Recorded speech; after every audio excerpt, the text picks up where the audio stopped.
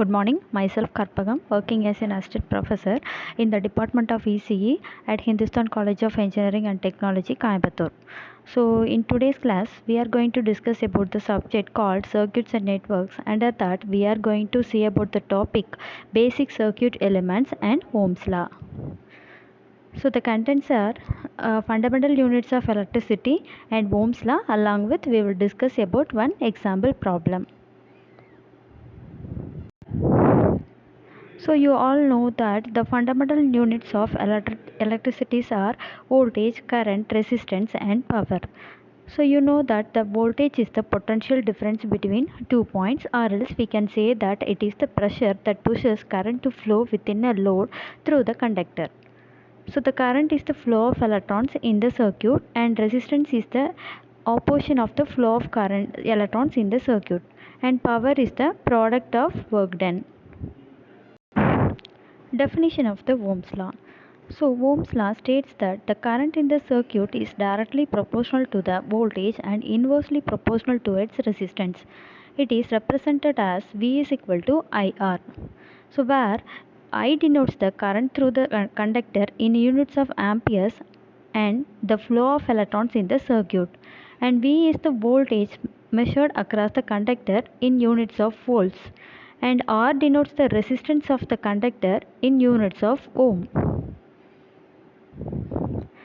So it also means that if the voltage increases, the current also increases, and if the voltage decreases, the current also will be decreases, in which the resistance is constant.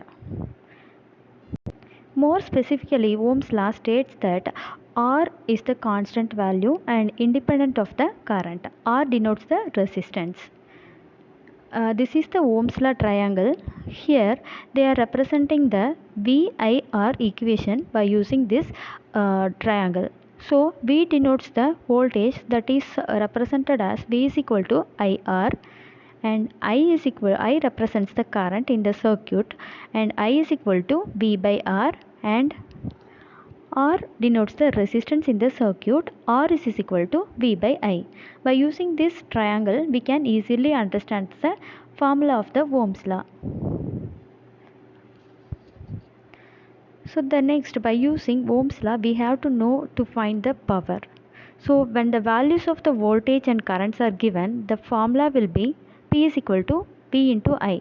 Suppose if the values for voltage and resistance are given, the power value will be P is equal to V square divided by R. If the values for current and resistance are given, the power value will be P is equal to I square R. By using water piping analogy for Ohm's law, we can easily understand the concept.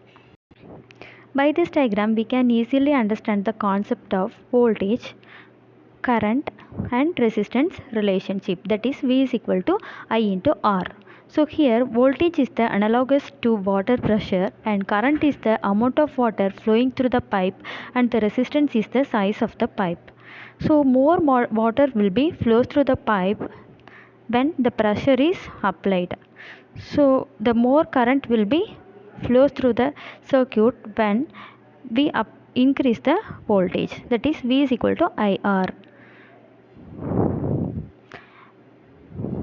So from this analogy, we can understand that if the voltage increases, the current flow also increases in the circuit. So we will discuss the Ohm's law by using one example problem. So here find the total current in the given circuit by using Ohm's law. Here 48 volt represents the total circuit voltage in the circuit voltage, and there are three resistors are connected in the circuit. R1 is equal to 12 ohm, and R2 is equal to 14 ohm, and R3 is equal to 13 ohm. These three resistors are connected in series. So first of all, we have to find the R equivalent. So if the resistors are connected in series, means the formula will be, you have to add all the resistance together, that is R1 plus R2 plus R3. So you will get 39 ohm. So this is the equivalent resistance value. So the formula for the voltage Ohm's law is V is equal to IR. So they have asked that total current in the circuit. So from the formula we can conclude that I is equal to V by R. We know the value for V, that is total voltage in the circuit, 48 volt divided by R equivalent, that is 39 ohm. So by dividing this we will get I is equal to 1.23 amps. We will discuss another problem, that is calculate the equivalent resistance for the circuit which is connected to 24 volt battery, and also find the potential difference across 4 ohm and 6 ohm resistors in the circuit. So here resistors are connected in series. The effective resistance, that is equivalent resistance, will be calculated with the help of the formula, that is we have to add these two resistance, that is 4 ohm plus 6 ohm, we will get 10 ohm resistance, and the total current will be given by calculated by V divided by R equivalent, that is the total voltage is equal to 24 volt divided by R equivalent is equal to 10. So we will get the total current in the circuit will be 2.4 amps, and the voltage across the 4 ohm resistor is equal to V1 is equal to I into R1. That means the total current in the circuit and also that particular resistance we have to use. So 2.4 into that particular resistance R1 is equal to 4 ohm. So by multiplying that we will get 9.6 volt. And voltage across the 6 ohm resistor is calculated as previous, like V2 is equal to I into R2. Here R1 represents the 6 ohm resistor. So 2.4 into 6 ohm. So that is equal to 14.4. So applications of Ohm's law. The main applications are, it is used to determine the voltage, resistance or current of an electrical circuit, and it maintains the desired voltage drop across the electronic components, and it is also used in DC ammeter and other DC shunts to divert the current.